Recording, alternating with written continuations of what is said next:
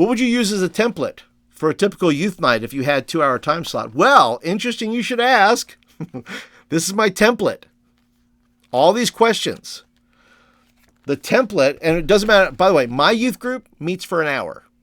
1 hour. And yet, if I fill one of these out, I find all kinds of ideas hiding in my brain that the Holy Spirit just brings up if I'll just sit long enough and do the planning. What a lot of people won't do is they won't sit down and do the plan. They'll just say, well, what's the lesson? And I'll find a game on YouTube, and it's a thing. Poor planning will not allow you to achieve your goals. It will not allow you to grow your youth ministry. Poorly planned youth meetings will not grow your youth ministry. Poorly planned youth meetings do not contribute to the success of your youth ministry.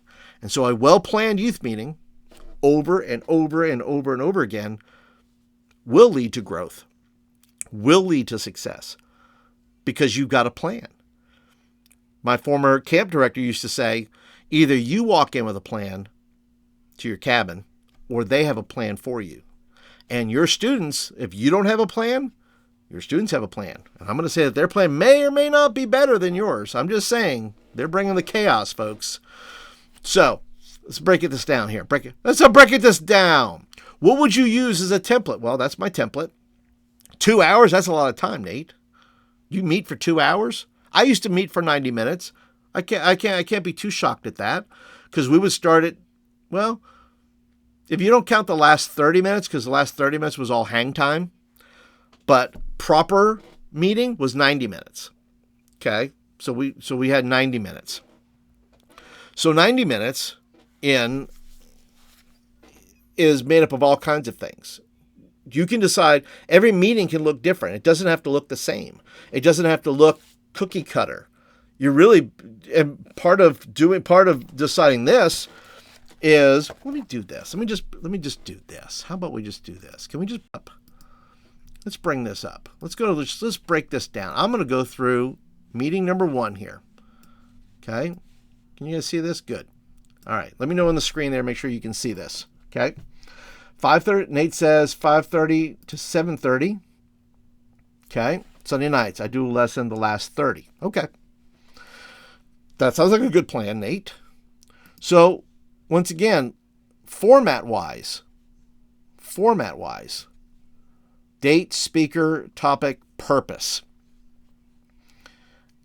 And then you have your core text. What am I going to be talking about tonight? Because you got to know what you're talking about. And then you have opening ideas, which I include some of those in the book, in the ebook. Closing ideas. And why do I put that up there? Because you start with the end in mind. What do I want this meeting to look like? What is the purpose of the meeting? Well, the purpose of the meeting, you're trying to maybe guide and decide what your closing time is. That's dependent upon what the purpose of the meeting is, or what the purpose of your message is. Then you have worship. And once again, worship does not have to always be, most youth ministries don't have a band. Some youth ministries got somebody with a guitar or a keyboard. But I'd say the vast majority of youth ministries don't have a typical worship night. But once again, that's why I give you 21 ways to worship God without a band. Because worship is not just about the band. It's about turning our hearts towards God. Then you have announcements. And yeah, I talk about that in the book. Then you have media. What media are you going to use? And this is not just media. Media fits into anything. Media is a book, a poem. When we think media, we only think sometimes about video. We think, well, media is video. Media is anything. Media is an article, a slide, you're reading from a book chapter. You're listening to part of a podcast. So there's media options that you have for whatever it is, whether it's announcements or worship or your message, your core text. Then I say, well, there should be a wow moment. Well, what's your wow moment? Your wow moment is something that you could just amplify, whether in any element, in your message. That could be your illustration. You're going to pull off a wow. Like me, when I would speak at camp, I did a series where every week it was called Road Rules, and every week I drove into the sanctuary on a different type of vehicle. So the first night I walked in. The second night I rode a bicycle. The third night I rode in on a motorcycle. And the fourth night I drove in a car. And then, so that's my wow. So what's your wow for your youth meeting? What's your wow media? What's your wow announcement? What's your wow game for your opening ideas? What is your wow? Do you have a wow? I think every meeting should have one. And then you go into the section here where I believe student involvement is key to youth meetings. So I just put 3 there. You can have more than 3, but I put in there the name and what role they have. Students are involved in youth meetings. It's not just me running the show here. It's entirely, collaborative to be the church. It's not just you sit there and listen to me. It's you participate with me. That's discipleship. And then we have adults, and your adult leaders need something to do. And so they have roles and responsibilities. Leaders, like students, that don't have that have roles or responsibilities can oftentimes be your trouble people, because you're asking them to do something like sit down and be quiet, or stand over there and just make sure nobody talks. And the problem is that those folks don't have a role or responsibility, or they don't have enough of a role or responsibility, or they're mismatched.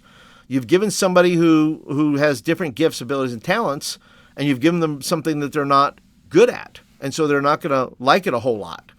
That's why we have to try to find people there. But you need a place for your students, and you need a place for your adult volunteers. Then I have the 3 P's: prayer, people, process. And those are the details, right? What are we praying for? What people need to be involved? And what's the process for getting some of these things done? What process do I need to have for the media? Design the slides, put the slides in, add the music, shoot the video. This is basically like details, right? These are details. These are things. Prayer is number 1. What are we praying for? What are we praying about? Make sure putting your prayer in there, right? You're praying about this meeting.